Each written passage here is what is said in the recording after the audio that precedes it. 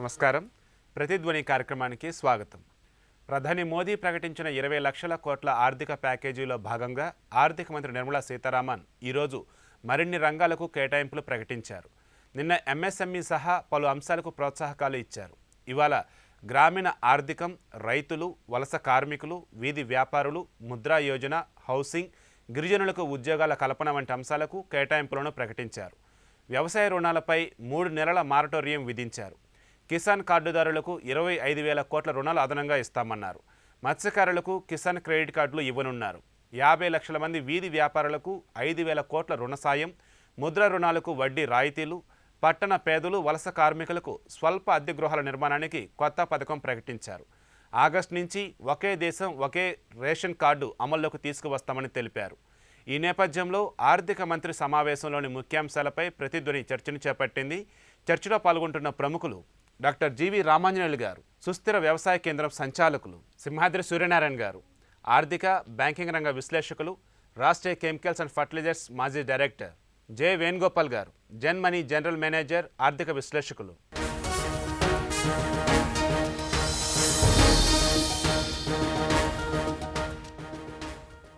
Doctor Ramanjaneyulu గారు, వ్యవసాయ రుణాలపై 3 నెలల మారటోరియం విధించారు. కిసాన్ కార్డుదారులకు 25,000 కోట్ల రుణాలు అదనంగా ఇస్తామని ఆర్థిక మంత్రి నిర్మలా సీతారామన్ ప్రకటించారు. వ్యవసాయానికి ఇంకా సాయం ఉంటుందన్నారు. రైతులకు ఆత్మనిర్భర్ భారత్ అభియాన్ ఎలాంటి భరోసా ఇస్తుంది? ముఖ్యంగా ఇప్పటికి ప్రకటించిన దాంట్లో చూస్తే ఈ రుణాల గురించి మాట్లాడింది కూడా మొరటోరియం గురించి మాత్రమే మాట్లాడారు. ఈ మొరటోరియం వల్ల ఇది రీపే చేయకపోతే మళ్ళీ కొత్త లోన్లు ఇచ్చే దాని గురించి కూడా మాట్లాడలేదు. ఎందుకంటే ప్రతి సంవత్సరము జరుగుతున్న సమస్య ఏంటంటే పాత లోన్లు కట్టకపోతే కొత్త లోన్లు ఇవ్వకుండా ఆపేయడం జరుగుతుంది. సో పాత లోన్లు కట్టకపోవడానికి ఒక కారణము గత 5 ఏళ్ల నుంచి కూడా చూస్తున్నది ఏంటంటే ఈ రుణమాఫీ కోసం అని చెప్పేసి ఆ ఇన్స్టాల్మెంట్ స్టేట్ గవర్నమెంట్స్ పే చేస్తాయి అని వెయిట్ చేస్తున్నది. ఇప్పుడే ఈ మొరటోరియం. సో ఈ మొరటోరియంలు కానీ లేకపోతే ఇలాంటి ప్యాకేజెస్ అనౌన్స్ చేసినప్పుడు వీళ్ళు గవర్నమెంట్ వైపు నుంచి పేమెంట్ వచ్చేదాకా రైతులకు ఇవ్వాల్సిన ఫ్రెష్ లోన్ ఇవ్వట్లేదు. సో ఇప్పుడు వచ్చే నెలలో సోయింగ్స్ అన్నీ జరగాల్సి ఉంటుంది. జూన్ నెలలో మనకి సోయింగ్స్ అన్నీ జరగాల్సి ఉంటుంది. ఆ సోయింగ్స్ జరిగే టైంకి రుణాలు అందాలి అనుకుంటే గిన దాన్ని ఎట్లాగా స్ట్రీమ్ లైన్ చేస్తారన్నది చాలా ముఖ్యం. ప్రతి సంవత్సరము జరుగుతున్న సమస్య ఇది. దానివల్ల రెగ్యులర్గా రావాల్సిన లోన్లు కూడా రాకపోవడంతో పంటలు వేసుకోవడానికి బయట అప్పులు తీసుకొని ఎక్కువ వడ్డీకి తీసుకొని జరుగుతున్న పరిస్థితి ఉన్నది. సో ఇప్పుడు ఇది కూడా అదే సమయంలో జరిగింది. సో ఖరీఫ్ ప్రిపరేషన్స్ టైంలో జరిగింది. సో ఈ ఖరీఫ్ ప్రిపరేషన్ టైంలో జరిగిన ఈ నేపథ్యంలో రైతులకి ఈ 3 నెలల మొరటోరియం అలా ఉండగానే ఫ్రెష్ లోన్స్ ఇవ్వడానికి కూడా ఏర్పాట్లు చేయాల్సింది. అట్లాగే ముఖ్యంగా ఆంధ్ర తెలంగాణ రాష్ట్రాల విషయానికి వచ్చేసరికి చాలామందికి బ్యాంకు రుణాలు అందని పరిస్థితి ఉంది. అంటే మొత్తం దేశం మొత్తం మీద అందుతున్న రుణాల కంటే ఆంధ్ర తెలంగాణలో అందే రుణాలు తక్కువ. వ్యవసాయ రుణాలు, సంస్థాగత రుణాలు లేక ప్రైవేట్ రుణాలు తీసుకుంటున్న పరిస్థితి ఉన్నది. మూడోది, ఇప్పుడు మైగ్రెంట్ లేబర్ ఎవరైతే ఎన్నిక వస్తున్నారో వాళ్ళల్లో చాలామంది మళ్ళా భూములు కౌలుకు తీసుకొని వ్యవసాయం చేసే పరిస్థితి ఉంటుంది. కాబట్టి కౌలు రైతుల సంఖ్య పెరిగే అవకాశం ఉంది. ఇప్పటికే కౌలు రైతులకు రుణాలు అందుతున్న పరిస్థితులు ఇంకా వాళ్ళ సంఖ్య పెరిగి తగిన వాళ్ళకు రుణాలు ఎట్లా అందిస్తారన్న దాని గురించి కూడా మాట్లాడలేదు. సో ఇప్పుడు మాట్లాడిందంతా కూడా ఇప్పటికే ఉన్న స్కీములు మాత్రమే. అంటే ఒక మొరటోరియం తప్పితే మిగతాది ఏది కొత్తది కాదు. కిసాన్ కార్డుదారులకు 25,000 కోట్ల రుణాలు ఇస్తామని చెప్పారు కదా, అది ఎంతవరకు సాయపడిద్ది అంటారు? అంటే అది రెగ్యులర్గా ఇచ్చేదండి. అంటే దేశవ్యాప్తంగా ఇచ్చే రుణాలు దాదాపు 12 లక్షల కోట్లు ఉంటాయి. సో అవి ప్రతి సంవత్సరం ఇచ్చే రుణాలు మాత్రమే. 3 నెలలు స్లైడ్ అయింది కాబట్టి మరి కొత్త రుణాలు ఇచ్చేయాలి. అంటే ఇది పాతది ఇట్లాగే పెండింగ్లో ఉంచి కొత్తది ఇవ్వాల్సింది. దాని గురించి ఏం మాట్లాడలేదు. అది కీలకమైన అంశము. ఇప్పుడు రుణాల విషయానికి వచ్చేసరికి ఇంకొక కీలకమైన అంశము మైగ్రెంట్ లేబర్ గురించి మాట్లాడినారు. కానీ ఈ మొత్తము ఫ్యామిలీ హౌస్ హోల్డ్ ఇన్కంలో, అగ్రికల్చరల్ హౌస్ హోల్డ్ ఇన్కంలో దాదాపు 30-40% ఈ మైగ్రెంట్ లేబర్ నుంచి వచ్చేది. సో ఇప్పుడు ఈ వీళ్ళందరి ఇన్కమ్ అంతా పోయింది. సో దాంట్లో కుటుంబ ఆదాయం విపరీతంగా పడిపోయే అవకాశం ఉంది. వలస కార్మికుల గురించి వచ్చినప్పుడు వారికి సహాయ శిబిరాలు కానీ భోజన ఏర్పాట్లకు సంబంధించి రాష్ట్రాలకి 11,000 కోట్లను కేటాయించామని చెప్తూ ఉన్నారు. దానికి తోడు వలస కార్మికుల వేతనాలు, ఆరోగ్యం, ఉపాధిపై కూడా దృష్టి పెడతామని చెప్తూ ఉన్నారు. ఏ రకంగా వీరి దృష్టి ఉంటుందంటారు? అంటే ఇప్పటిదాకా అయితే ఏమీ కనిపించలేదండి. అంటే ఇప్పటికి ఇచ్చామని చెప్తున్నది ఏదైతే ఉన్నదో అది ఎప్పుడైతే కేటాయించినారో ఆ రోజే చెప్పు ఉండాల్సింది. కనీసం రాష్ట్రాన్ని గట్టిగా అడగడానికి అవకాశం ఉండేది. ఇప్పటికీ రాష్ట్ర ప్రభుత్వాలు ఇచ్చినవి అయితే ఏవైతే ఉన్నాయో అవి రెగ్యులర్ స్కీమ్స్ నుంచి ఇచ్చినవే తప్ప కొత్తగా అడిషనల్గా ఇచ్చినవి అయితే ఏమీ కనిపించలేదు. కూలీలు వెళ్ళటానికి ట్రైన్లు వేసామని చెప్పినారు. ట్రైన్లు వేసినా కానీ దానికి దాకా నడిచి దాని దాకా ఎలా వస్తారు అన్నదానికి కూడా ఏర్పాటు చేయలేదు. సో వాళ్ళు కనీసం ఇళ్లకు వెళ్ళటానికి ఏర్పాట్లు చేయలేదు, ఉన్న చోట ఉండటానికి ఏర్పాటు చేయలేదు. ఈ రెండు కూడా ఖచ్చితంగా జరగలేదు. చాలా చోట్ల ఆహార పదార్థాలు అవన్నీ కూడా వాలంటీర్స్ కానీ లేకపోతే వేరే వాళ్ళు ఇవ్వటం జరిగింది. నిజానికి ఆ కంపెనీలు ఏదైతే కంపెనీల దగ్గర కానీ లేకపోతే ఈ కాంట్రాక్టర్ల దగ్గర వీళ్ళు పనిచేస్తున్నారో వాళ్ళు కూడా ఆదుకున్న పరిస్థితుల్లో అయితే లేరు. మేము చూసినంత మట్టుకైతే మాత్రం ఎక్కడ పెద్దగా ఇచ్చినట్టుగా అయితే కనిపించలేదు. గ్రామీణ ఉపాధి హామీ పథకం కూడా వలస కార్మికులకి అటాచ్ చేస్తామని చెప్తున్నారు, రేషన్ కూడా ఇస్తామని చెప్తున్నారు ఎక్కడైనా సరే. ఇంకా వాళ్ళకి చేయాల్సింది ఏముంది వలస కార్మికులు అంటే వాళ్ళకి లాంగ్ టర్మ్ లైవ్లీహుడ్ గురించి చూడాలండి. ఎందుకంటే ఇప్పుడు ఇక్కడి నుంచి వెళ్ళిన తర్వాత కనీసం ఒక సంవత్సరం పాటు వెనక్కి రారేమో అన్న వాళ్ళు దాదాపు 30% మంది ఉన్నారు, 30-40% మంది ఉన్నారు. వాళ్ళు ఎన్నికి రాకపోవచ్చు. వాళ్ళు రారు అనుకుంటే గిన వాళ్ళకి స్కిల్లింగ్ చేయాలి. సో ప్రభుత్వం చెప్పింది మేము రీస్కిల్లింగ్ చేస్తాము కానీ దాని మీద ఒక ఎఫర్ట్ పెట్టాలి. స్కిల్లింగ్ చేయటమే కాకుండా వాళ్ళకి అవకాశాలు కూడా కల్పించాలి. అంటే ఇప్పుడున్న సమస్య ఏంటంటే గ్రామీణ ప్రాంతాలలో ఉపాధి అవకాశాలు లేకపోవడం వల్లనే వీళ్ళందరూ పట్టణాలకు మైగ్రేట్ అయింది. సో ఇప్పుడు కూడా ఉపాధి అవకాశాలు లేవు. అంటే కొత్త ఉపాధి అవకాశాలు కింద కల్పించకపోతే వీళ్ళు ఉన్న ఉపాధి అవకాశాలకి కంపీట్ అయ్యే అవకాశం ఉంది. ఉన్న ఉపాధి అవకాశాలకి కంపీట్ అయితే గిన రెండు సమస్యలు వస్తాయి. ఒకటి, అక్కడున్న వేజెస్ తగ్గిపోయే అవకాశం ఉంది, ఎందుకంటే ఉన్నవాళ్ళు అదే పనులకి పోటీ పడాల్సి వస్తుంది. రెండోది టెనెన్సీ, అంటే వీళ్ళందరూ కూడా మళ్ళీ అక్కడ భూమి తీసుకుని సాగు చేయడానికన్నా ప్రయత్నం చేస్తారు. దాంతో కౌలు రేట్లు పెరిగే అవకాశం ఉంది. ఇప్పటికే కౌలు రైతులకు ఏమీ సహాయం లేని నేపథ్యంలో కౌలు ధర కూడా పెరిగిందంటే గిన రైతుల మీద ప్రభావం పడుతుంది. అంటే ఈ రెండు జరగకుండా ఉండాలి అనుకుంటే గిన ఎడిషనల్ వర్క్స్ క్రియేట్ చేయాలి. రూరల్లో ఇన్వెస్ట్మెంట్ చాలా చేయగలగాలి. అంటే ఇప్పుడు చిన్న చిన్న కర్మాగారాలు కానీ, అంటే ఇప్పుడు ఫుడ్ ప్రాసెసింగ్ యూనిట్స్ లాంటివి కావచ్చు, లేకపోతే డీసెంట్రలైజ్డ్ ప్రొడక్షన్ యూనిట్స్ని తీసుకురావటం కానీ, ఇలాంటి వాటన్నిటి మీద దృష్టి పెట్టాల్సిన అవసరం అయితే ఉన్నది. సో ఆ మొత్తం పథకం ఎలా ఉంటుందంటే ఇప్పుడు లోకల్ అని పిఎం గారు మాట్లాడారు. అంటే ఆ లోకలైజేషన్ ఎట్లా చేస్తాము అన్నది చాలా ఇంపార్టెంట్. సూర్యనారాయణ గారు, నిన్న ఎంఎస్ఎంఈ రంగంపై దృష్టి పెట్టినటువంటి ఆర్థిక మంత్రి నిర్మలా సీతారామన్ గారు ఇవాళ రైతులు, వలస కూలీలు, వీధి వ్యాపారులు, హౌసింగ్, ఉపాధి కల్పన అంశాలకు ప్రాధాన్యతనిచ్చారు. ఇవి గ్రామీణ ఆర్థికాభివృద్ధికి ఎంతవరకు ఊతమిస్తాయంటారు? ఇక్కడ ఏంటంటే ఇది స్టిమ్యులస్ ప్యాకేజ్, అంటే క్రైసిస్ ఉంది కాబట్టి క్రైసిస్ నుంచి బయటపడేయడానికి ఏ విధమైనటువంటి చర్యలు తీసుకుంటాయండి. సో ఇది ఉపయోగపడడం, ఊతమిస్తాం అన్నది ఇక్కడ ప్రశ్న కాదంటే దాన్ని రక్షించాలి, గ్రామీణ ఆర్థిక వ్యవస్థని రక్షించడం కోసం చర్యలు తీసుకునేవి. ఇక్కడ ఏంటంటే రైతులకి ఆల్రెడీ క్రెడిట్ అన్నది 4 లక్షల కోట్లు ఉందని ఆర్థిక మంత్రి గారు చెప్పారు. అది కాకోకుండా ఇప్పుడు ఏంటంటే 2.5 కోట్ల మందికి అదనంగా కిసాన్ క్రెడిట్ కార్డులు ఇష్యూ చేస్తాము. దాని ద్వారాగా 2 లక్షల కోట్ల రూపాయల రుణాలు అడిషనల్గా అందేటట్లు చూస్తాము అని చెప్పారు. అది నిజంగా జరిగితే కనుక గ్రామీణ ఆర్థిక వ్యవస్థకి 2 లక్షల కోట్ల రూపాయలు అంతే, అది మంచి పరిణామం కింద మనం చెప్పుకోవాలి. అది కాకోకుండా ఇంకా ఆమె చెప్పింది ఏంటి అని అంటే ఇంట్రెస్ట్ సబ్వెర్షన్, అది ఆల్రెడీ అంతకుముందే అనౌన్స్ చేస్తున్నారు. అంటే ఎలిజిబిలిటీ మార్చి 31వ తారీఖు లోపు అది రుణాలు రీషెడ్యూల్ చేసుకుంటుంటారు. అంటే కట్టేసి తిరిగి అవసరమైనప్పుడు వాళ్ళు తీసుకుంటారు. దాన్ని మే 31 వరకు పొడిగించమన్నారు. బహుశా అది మే 31 కాకుండా ఇంకా పొడిగిస్తే బాగుంటుందని నా అభిప్రాయం. ఇంకోటి మూడోది ఏంటంటే నాబార్డు ద్వారాగా ఇచ్చేటటువంటి సహాయం ఏదైతే ఉందో, అంటే నాబార్డు ద్వారాగా స్టేట్ యాప్ కాబుల్కి కానీ, అక్కడి నుంచి మళ్ళీ జిల్లా కోఆపరేటివ్ బ్యాంక్స్కి, అక్కడి నుంచి మళ్ళీ మైక్రో లెవెల్లో కోఆపరేటివ్ సొసైటీస్కి, వాటికి వెళ్ళి అది మొత్తం అది అగ్రికల్చర్ ఫైనాన్సింగ్ జరుగుతుంది. నాబార్డు రీఫైనాన్స్ చేస్తుంది. అది 90,000 కోట్లు ఆల్రెడీ రీఫైనాన్స్ చేసింది. దానికి ఇంకొక 30,000 కోట్లు అదనంగా చేరుస్తున్నాం అని చెప్పారు. సో కొంతలో కొంత అది జరుగుతుంది. కాకపోతే ఇది సరిపోతుందా అన్నది వేరే ప్రశ్న. అది మళ్ళీ ఇంకోటి ఏంటంటే వలస కూలీలకి మనం తీసుకున్నట్టయితే కనుక వలస కూలీలకి వాళ్ళు ఇస్తానన్నది 5 కేజీల ధాన్యం కానీ, లేకపోతే గోధుమలు కానీ, లేకపోతే ఇంకోటి 1 కేజీ పప్పు దినుసులు కానీ అవి ఇస్తామని చెప్పారు. 3 నెలల పాటు ఇస్తామని చెప్పారు. 11,000 కోట్ల రూపాయలు అది డిజాస్టర్ మేనేజ్మెంట్ దీని మీద ఇచ్చామని చెప్పారు. డిజాస్టర్ మేనేజ్మెంట్ నిధులు ఇచ్చామని చెప్పారు రాష్ట్ర ప్రభుత్వాలకు 11,000 కోట్ల రూపాయలు. అది నిజంగా అలా జరుగుంటే కనుక ఇప్పుడు జరుగుతున్న పరిణామాలు చాలా దురదృష్టకరం. అది మనం ఖచ్చితంగా అది సెంట్రల్ గవర్నమెంట్ కూడా దాని మీద ఎంక్వైరీ చేయాల్సినటువంటి బాధ్యత అయితే వాళ్ళకు కూడా ఉంది. వలస కూలీలకి ఏ విధంగా సర్వైవ్ అవుతారంటే ఆహారం ఒకటి అంతే కాదు కదా, మిగతావి కూడా ఉంటాయి వాళ్ళకి. సో ఆ ఖర్చులకి ఏ విధంగా ఇంకా ఏ విధమైనటువంటి సహాయాన్ని అధికంగా చేయొచ్చు అన్న దాని గురించి కూడా ప్రభుత్వం ఆలోచన చేయాల్సిన ఆవశ్యకత ఉంది. ఇంకా వీధి వ్యాపారులకు వచ్చేటప్పటికి దాదాపుగా 50 లక్షల మంది వీధి వ్యాపారులకి వీళ్ళు 10,000 రూపాయలు క్రెడిట్ కార్డుల ద్వారాగా ఇచ్చి వాళ్ళ క్రెడిట్ అవైల్ చేసుకుని వాళ్ళ సరుకులు తెచ్చుకొని అమ్ముకోవడానికి, అంటే లాక్డౌన్ తర్వాత, అది ఇప్పుడు కాదు, లాక్డౌన్ తర్వాత ఆ విధంగా అంటే ఇనిషియేట్ చేయడానికి, మళ్ళీ వాళ్ళ వ్యాపారంను పునఃప్రవేశం చేయడానికి అది ఉపయోగించుకోవడానికి వాళ్ళు చెప్పారు. ఇంకా హౌసింగ్ రంగంలోకి అంతకుముందు CCLS స్కీమ్ ఉంది. CCLS స్కీమ్లో ఏంటంటే మధ్యతరగతి, దీంట్లో 6 లక్షల నుంచి 18 లక్షల రూపాయలు ఆదాయం ఉన్నటువంటి మధ్యతరగతి ఆదాయ వర్గాలకి హౌసింగ్ నిమిత్తం ఒక లోన్ అవైల్ చేసుకుంటే దానికి credit linked subsidy scheme CLSS.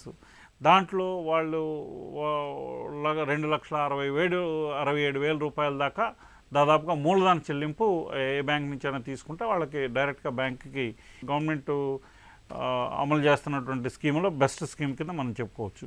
దాదాపుగా 6,000 పైచీల కోట్లు ఆ సబ్సిడీ కింద కేటాయింపు జరుగుతుంది.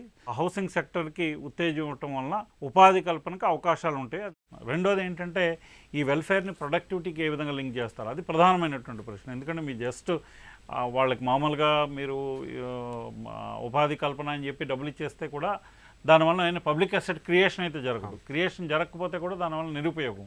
వేణుగోపాల్ గారు, ముద్రా పథకం కింద 50,000 లోపు రుణాలు తీసుకున్న వారికి వడ్డీ రాయితీ ఇస్తామని ఆర్థిక మంత్రి తెలిపారు. కేంద్రం అందిస్తున్న పలు రాయితీల వల్ల ఆర్థిక కార్యకలాపాలకు ఎలాంటి ఊపు వస్తుందంటారు? డెఫినెట్గా అండి. ఎందుకంటే ఇప్పుడున్న అన్సర్టైన్ టైమ్స్లో ఇలాంటి నిర్ణయాలు, అంటే నిన్న చూసాము MSME మెయిన్గా ఏంటంటే ఎక్స్పోర్ట్స్లో సింహభాగం దగ్గర 40% ఎక్స్పోర్ట్స్ ఫ్రమ్ MSME అనుకున్నప్పుడు దానికి సంబంధించిన క్రెడిట్ క్రైసిస్ ఏవైతే ఉన్నాయో ఆ కన్సర్న్స్ వాటిని కొంత అడ్రస్ చేయడం. ఇవాళ ముఖ్యంగా ఏంటంటే దగ్గర 1 నేషన్ 1 కార్డ్ అని చెప్పేసి, రేషన్ కార్డ్ అని చెప్పి చెప్పడం అనేది చాలా పెద్ద ఒక మంచి విప్లవాత్మకమైన చర్యగా మనం చెప్పొచ్చు. ఎందుకంటే ఇది ఉట్టి ఫుడ్ గ్రెయిన్స్ ఇంక ఇవి సప్లై చేయడమే కాకుండా రేపు భవిష్యత్తులో కూడా మల్టిపుల్ టాస్క్స్ని మల్టిపుల్ వేస్లో వాళ్ళకి రీచ్ అవ్వడానికి, ఆ బెనిఫిట్స్ రీచ్ అవ్వడానికి, DBT కావచ్చు లేకపోతే ఇంకోటి కావచ్చు, ఏదైనా సరే ఒకవేళ బై హ్యాండ్ ఇవ్వాలి అంటే అట్లాంటి దానికి కూడా ఇదొక బేస్గా ఉపయోగపడవచ్చు అని చెప్పేసి కూడా మనం అనుకోవచ్చు. అదొకటి. తర్వాత 8 crore మైగ్రెంట్ లేబర్ ఎవరైతే ఉన్నారో వాళ్ళకి నెక్స్ట్ 2 months కూడా రేషన్ ఇవ్వడం కావచ్చు, లేకపోతే ఇటు రైతులకి లేకపోతే వీధి వ్యాపారులకి ఇట్లా వీళ్ళకి కొంత ఇంట్రెస్ట్ శాంక్షన్ చేయడంతో పాటు దాంట్లో రిబేట్ ఒక 2% యాడ్ ఇవ్వటం, ఇట్లాంటివన్నీ కూడా మంచి చర్యలు. కాకపోతే ఏంటంటే మనం చూడాల్సింది దేశంలో దగ్గర 45 crore వర్క్ ఫోర్స్ అనుకుంటే దేశం మొత్తం మీద 45 కోట్లు సుమారు పనిచేస్తున్నారు. దాంట్లో 93% అంటే దగ్గర 41.8 crore people are in unorganised sector. 93% people ఏంటంటే అన్ఆర్గనైజ్డ్ సెక్టర్లో ఉన్నారు. దాంట్లో కూడా మనం చూస్తే ఏంటంటే మ్యానుఫ్యాక్చరింగ్లో 5 కోట్ల మంది, కన్స్ట్రక్షన్లో సుమారు 5 కోట్ల మంది, ట్రేడు, హోటల్స్, రెస్టారెంట్స్లో ఇంకొక 5 కోట్ల మంది. అంటే ముఖ్యంగా సింహభాగంగా చూస్తే ఈ 3 ఏరియాస్ బాగా సఫర్ అవుతున్నాయి ఇప్పుడు మనం ఈ లాక్డౌన్లో.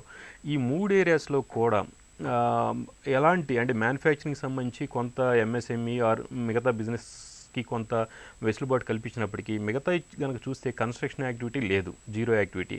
అలాగే ట్రేడు, హోటల్స్, రెస్టారెంట్స్ వీటిలో కూడా లేదు. వీటితో పాటు ఇంకా ఇతరత్ర ఏరియాల్లో మార్గాల్లో ఉన్న వాళ్ళు కూడా చాలా ఇబ్బంది పడుతున్నారు. సో వీళ్ళందరికీ ఏంటంటే ఒక్క ఫుడ్ ఒకటే సప్లై చేస్తే సరిపోదు. సో లివింగ్ ఎక్స్పెన్సెస్ ఏవైతే ఉన్నాయో వాటిని కూడా ఎంతో కొంత మొన్న ఇచ్చారు 1,500 రూపాయలు. అది కాకుండా మరి మేబీ అంటే మనం ఇవాళ సెకండ్ ట్రెంచ్ ఆఫ్ అనౌన్స్మెంట్లోనే ఉన్నాం కాబట్టి ఇంకా కూడా రోజు వచ్చామా అనౌన్స్ చేస్తారు కాబట్టి కొంత ఏంటంటే ఇన్కమ్ అసిస్టెన్స్ కూడా, ఇన్కమ్ ఇన్ ద సెన్స్ ఎంప్లాయీగా ఉంటే ఇన్కమ్ ఆల్టర్నేట్ ఏంటి అనేది ఇన్కమ్ అసిస్టెన్స్ అనేది అక్కడ క్రియేట్ చేయడం ఒకటి. రెండోది అసలు ఇన్కమే లేదు ఈ మైగ్రెంట్ వర్కర్స్ కావచ్చు లేకపోతే ఇంకోళ్ళు కావచ్చు, ఎవరైతే అసలు ఏమాత్రం ఎలాంటి ఆదాయం లేని వాళ్ళకు కూడా ఎంతో కొంత చేతిలో డబ్బు పెట్టే పరిస్థితి కూడా. అంటే ఒకవైపేమో స్ట్రక్చరల్గా మీరు MSME కావచ్చు, ఇతరత్ర ఇండస్ట్రీని కావచ్చు, అగ్రికల్చర్ని కావచ్చు, వీటన్నిటినీ బిల్డ్ చేస్తూనే, రైట్ వేలో బిల్డ్ చేస్తూనే, రైట్ రిఫార్మ్స్, రైట్ చర్యలు తీసుకుంటూనే మరొక వైపు కొంత క్యాష్ కూడా మీరు అవసరమైతే మొన్నట్లాగానే మళ్ళీ 1.7 lakh crore ఏదైతే ఇచ్చేసిన దాంట్లో కొంత క్యాష్ కాంపోనెంట్ కూడా డిస్పర్స్ చేయడం జరిగింది. అట్లా అంటే ఒక్క ఉట్టి క్రెడిట్ అవైలబిలిటీ అంటే ఇప్పుడు ఎలా ఉందంటే ముఖ్యమైన 4 L's అని చెప్పేసి ప్రైమ్ మినిస్టర్ అనౌన్స్ చేసిన దాంట్లో లిక్విడిటీ, దాన్ని నిన్న ఇవాళ అడ్రస్ చేసినట్టుగా కనపడుతుంది. సో ల్యాండు, లేబరు, లాసు, ఈ 3 ఇంకా చేయాలి కాబట్టి ఇంకా నెంబర్ ఆఫ్ అనౌన్స్మెంట్స్ వస్తాయని చెప్పి మనం అనుకోవచ్చు. బట్ ముఖ్యంగా లిక్విడిటీ పాయింట్లో క్రెడిట్, దేశంలో డబ్బు కొదవలేదంటే డబ్బుకి ప్రాబ్లం లేదని చెప్పాలి. బట్ ఆ ఉన్న డబ్బుని మీరు ఏం చేస్తున్నారంటే ఇంట్రెస్ట్ రేట్స్ తగ్గిస్తాము, లేకపోతే కంఫర్టబుల్గా అక్కడ పెడతాము, మీరు తీసుకుని వాడుకోండి అంటున్నారు. అలా కాదు, అది నిజంగా కొంతవరకు ఉపయోగం అది చేయాలి. అట్ ద సేమ్ టైం నిజంగా అసలు ఎవరికైతే నీడీ పీపుల్ ఉన్నారో వాళ్ళకి మీరు పరోక్షంగానో ప్రత్యక్షంగానో ఏదో ఒక రూపంలో వాళ్ళ చేతికి ₹1 వచ్చేలాగా ఇంకా మరిన్ని చర్యలు ఇప్పుడు తీసుకుంటున్నారు. కొన్ని రోజుగారీ యోజన కావచ్చు, ఇట్లాంటి కొన్ని వర్కౌట్ అవుతున్నప్పుడు ఇంకొన్ని చర్యలు కనుక చేపడితే ఇంకా బాగుంటుంది అనేది మన ఐడియా.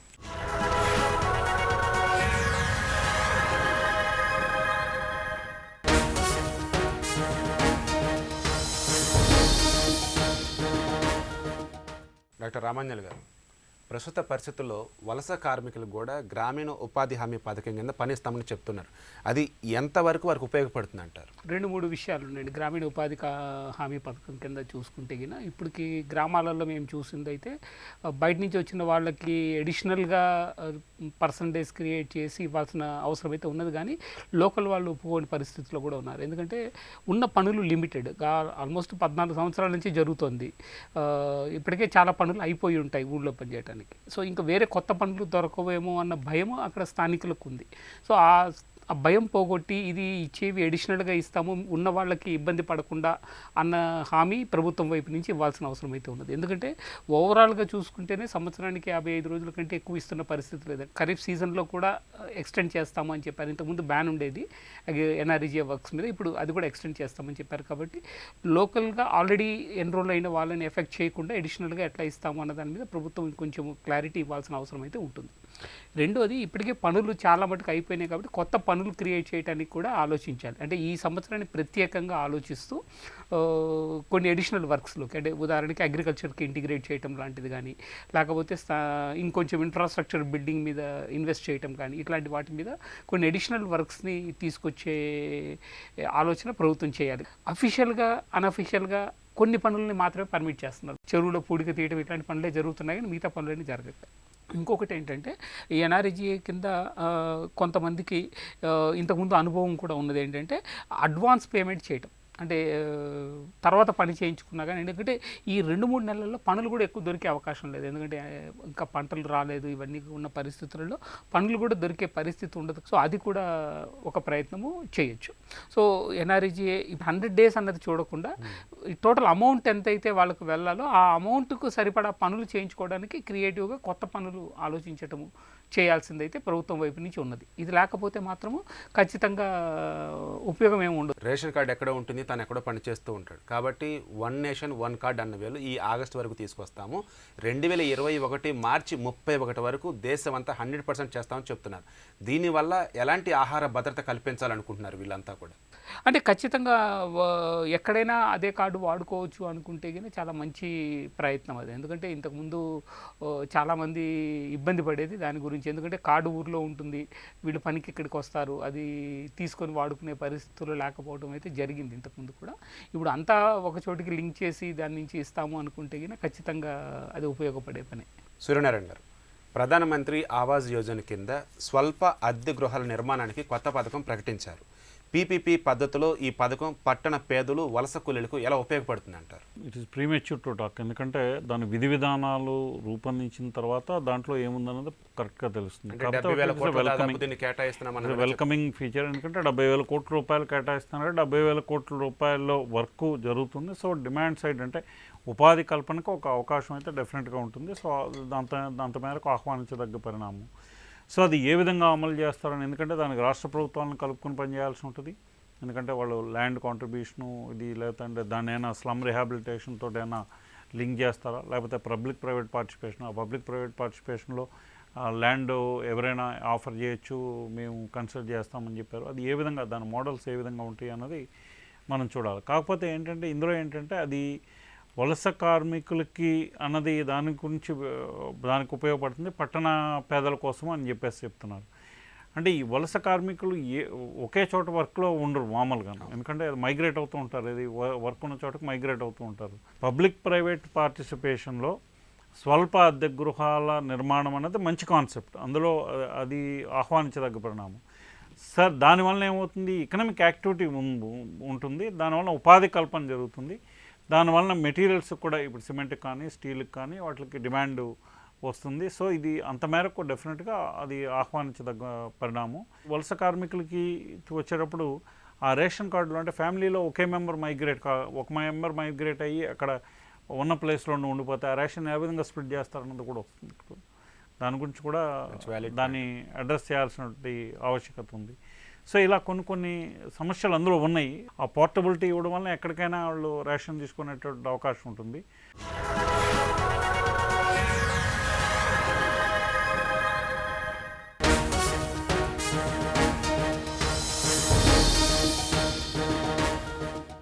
వేణుగోపాల్ గారు, కరోనా సంక్షోభంలో పడ్డ ఆర్థిక ఉత్తేజానికి 20 లక్షల కోట్ల ప్యాకేజీలో భాగంగా నిన్న ఇవాళ పలు రంగాలకు అంశాలకు కేటాయింపులు చేశారు, ఇంకా చేస్తారు కూడా. వీటితో ఆర్థిక వ్యవస్థ ఏ విధంగా పుంజుకుంటుందంటారు? బిఫోర్ కోవిడ్ కూడా మనం లాస్ట్ 2 ఇయర్స్గా ఎకానమీ అంత గొప్పగా పెర్ఫామ్ చేయట్లేదని చెప్పాలి. ఈ మందే కాకుండా గ్లోబల్గా కూడా గ్రోత్ అనేది last couple of quarters slow down అవుతూనే ఉంది. దానికి రకరకాల కారణాలు.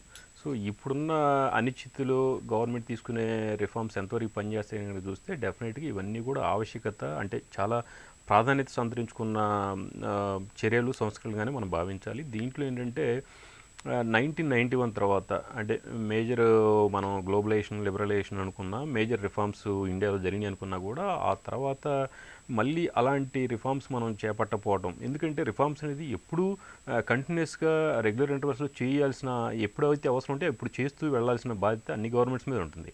సో 1978లో చైనా తీసుకున్న సంస్కరణలు దగ్గర ఆ దేశాన్ని ఒక 30, 35, 40 సంవత్సరాల పాటు ఏకబిగిన వన్ సైడెడ్గా గ్రోత్ని ఉంచేలాగా చేశాయి. 30 ఇయర్స్ పాటు 9.5% యావరేజ్ జీడిపి సస్టైన్ చేయగలిగింది చైనా. ఎందుకు అంటే 1978లో వాళ్ళు తీసుకున్న రిఫార్మ్స్, అవి ప్రైవేటైజేషన్ కావచ్చు, లేకపోతే రూరల్ బిజినెస్ని ఇంప్రూవ్ చేయడం కావచ్చు, లేదా ఇండస్ట్రీ అవుట్పుట్ మీద ఎక్కువ ఇన్వెస్ట్మెంట్స్ కానీ అలొకేషన్స్ కానీ చేయడం కావచ్చు. ఇది కాకుండా మనకి అక్కడే పక్కనే ఉన్న సౌత్ కొరియా విషయంలో కూడా చూస్తే 1960లో అది ఒక వ్యవసాయం ఆధారపడ్డ దేశంగా ఉండేది. అలాంటిది అక్కడి నుంచి ఇప్పుడు 11, 10వ ప్లేస్లో జీడిపిలో వరల్డ్ 11th లార్జెస్ట్ ఎకానమీగా గ్రో అయింది. అంటే వాళ్ళు ముఖ్యంగా ఇన్వెస్ట్మెంట్స్ మీద కావచ్చు, ఇతరత్ర అగ్రికల్చర్ మీద కావచ్చు, ఇతరత్ర ఏరియాస్లో వాళ్ళు చేస్తున్న ఇన్నోవేషన్స్, వాటి మీద పెట్టే ఖర్చు చూస్తే దగ్గర 4.5% వాళ్ళ జీడిపిలో ఖర్చు R&D ఎక్స్పెన్సెస్ ఉంది, R&D స్పెండ్ ఉంది.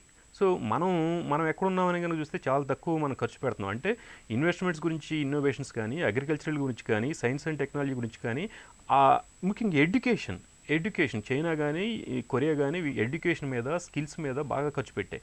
సో ఇప్పుడు కూడా ఏంటంటే మనం ఈ 2 దేశాలే కాకుండా మలేషియా కావచ్చు, తైవాన్ కావచ్చు, సింగపూర్ కావచ్చు, US కావచ్చు, డెవలప్డ్ ఎకానమీస్ లైక్ జర్మన్, లేకపోతే ఇట్లా యూరప్లో ఉన్న అన్ని కంట్రీస్లో అక్రాస్ ద బోర్డ్ చూస్తే ఏంటంటే R&D ఎక్స్పెన్సెస్ ఏ దేశాలైతే ఎక్కువ ఖర్చు పెట్టాయో డెవలపింగ్ ఆర్ డెవలప్డ్ ఎకానమీస్లో వాటిలో గ్రోత్ చాలా బాగుంది. సో మనం ఏంటంటే 2019-20 సర్వే ప్రకారం సర్వీస్ సెక్టర్ నుంచి 55%, ఇండస్ట్రీ నుంచి 29%, అగ్రికల్చర్ నుంచి 16% కంట్రిబ్యూషన్ ఉంది. బట్ మీరు చూస్తే సర్వీస్ సెక్టారు గ్రో అయినప్పటికీ ఎంప్లాయ్మెంట్ క్రియేషన్ అనేది అంత గొప్పగా జరగలేదు. ఒకటి. రెండో పాయింట్ ఏంటంటే ఇంపార్టెంట్ పాయింట్ ఏంటంటే ఈ దేశంలో 65% మంది రూరల్ ఉన్నారు. అంటే రూరల్ ఇండియా డెవలప్ అయితే తప్ప గ్రోత్ మనకి ఇది అవ్వదు. సో మనం ఇప్పుడున్న అన్సర్టనిటీలో ఈ మందగమనాన్ని, చైనా వీక్నెస్ని మనం గనక ఆ అవకాశాలను అందిపుచ్చుకోవాలి అనుకుంటే డెఫినెట్గా ఇక్కడ ఏంటంటే మనకు అన్ని సౌకర్యాలు ఉన్నాయి. హ్యూమన్ క్యాపిటల్ ఉంది దేశంలో. అలాగే మనం కొద్దిగా ఇంట్రెస్ట్ రేట్స్ తగ్గించటము, తర్వాత క్రెడిట్ ఆఫ్ టేక్ తీసుకునేలాగా చేయటము, తర్వాత క్లస్టర్స్ కానీ, లేకపోతే SEZs కానీ, లేకపోతేనేమో అంటే సింపుల్గా చెప్పాలంటే ఏంటంటే మీరు వచ్చేంతవరకు ఒకటి, వచ్చిన తర్వాత రెట్రోస్పెక్టివ్గా ఇంకోటి కాకుండా మీరు క్లియర్ కట్ పాలసీ మెజర్స్ తీసుకొని మా దేశానికి రండి, మేము 29 రాష్ట్రాలు ఉన్నాయి, 29 రాష్ట్రాల్లో at least to start with some స్టేట్స్లో అక్కడక్కడ ఉన్న కెపబిలిటీస్, అక్కడ ఉన్న స్ట్రెంగ్త్స్ వీటిని బట్టి మేము స్టార్ట్ చేస్తాము, మీరు సింగిల్ విండో అప్రూవల్ ఇస్తాము, లేకపోతే ప్లగ్ అండ్ ప్లే అలాంటి అట్మాస్ఫియర్ క్రియేట్ చేస్తామని చెప్తే డెఫినెట్గా ఇవాళ చైనాలో నుంచి కానీ, లేకపోతే ఇతరత్ర దేశాల నుంచి కానీ వచ్చే ఆపర్చునిటీస్ ఎంతో ఉన్నాయి ఇండియాకి. మళ్ళీ మనం నిలదొక్కుని మళ్ళీ మనం ముందుకెళ్ళాలంటే ముందు ముఖ్యంగా మ్యానుఫ్యాక్చరింగ్ సెక్టర్ని, అలాగే అగ్రి అవుట్పుట్లో అంటే ల్యాండ్ మాస్లో 7th పొజిషన్ ఉన్నప్పటికీ మనం అగ్రి అవుట్పుట్లో 2nd ప్లేస్లో ఉన్నాం. అంటే మంచి ప్రొడక్టివిటీ ఉంది అగ్రికల్చరల్లో. కానీ ఆ అగ్రికల్చరల్ ప్రొడక్షన్ నుంచి ఎండ్ ప్రోడక్ట్ ఏదైతే మనం రకరకాల కన్జ్యూమ్స్ చేస్తూ ఉంటారు కన్జ్యూమర్స్, ఆ కన్జ్యూమ్ చేసే ప్రోడక్ట్ని ఎండ్ ప్రోడక్ట్ని కూడా ఇక్కడే తీసుకున్నట్టయితే, అలాగే ఎక్స్పోర్ట్స్ ఇంపోర్ట్స్ కనుక చూస్తే మీరు దగ్గర లాస్ట్ ఇయర్ $460 బిలియన్ ఇంపోర్ట్స్ ఉంటే $314 బిలియన్ ఎక్స్పోర్ట్స్ జరిగాయి. అంటే దగ్గర $153 బిలియన్ మనం ట్రేడ్ డెఫిసిట్లో ఉన్నాం. సో ఈ ట్రేడ్ డెఫిసిట్ మనకి ఎందుకు వస్తుంది? మనం అంటే మొన్నటి స్పీచ్లో మోడీ గారు చెప్పింది కూడా ఏంటంటే మనం స్వశక్తితో సెల్ఫ్ రిలయంట్గా ఉండాలని చెప్పిన దాంట్లో మనం ఈ కాన్సెప్ట్ చెప్పిన దానికను నిజంగా ప్రాక్టికల్గా కనుక మనం అది చేసి మనం ముఖ్యంగా మనం వాడే వస్తుత్పత్తులు సేవలు కనుక మనం బిల్డ్ చేసుకున్న పరిస్థితి కనుక వచ్చిందంటే అక్కడి నుంచి ఫస్ట్ అదొక స్టేజ్. ఆ స్టేజ్ తర్వాత ఎక్స్పోర్ట్స్ కనుక చేయగలిగితే అది ఇంకా మంచి స్టేజ్. ఆత్మనిర్భర్ భారత్ ఉద్దీపన పథకంలో భాగంగా ఇవాళ ఆర్థిక మంత్రి ప్రకటించిన కేటాయింపులు గ్రామీణ ఆర్థికానికి ఊతమిచ్చేలా ఉన్నాయని నిపుణులు అభిప్రాయపడుతున్నారు. కరోనాపై యుద్ధంలో భాగంగా అందరూ భౌతిక దూరం పాటించండి, ఇంట్లోనే సురక్షితంగా ఉండండి. ఇది నేటి ప్రతిధ్వని. నమస్కారం.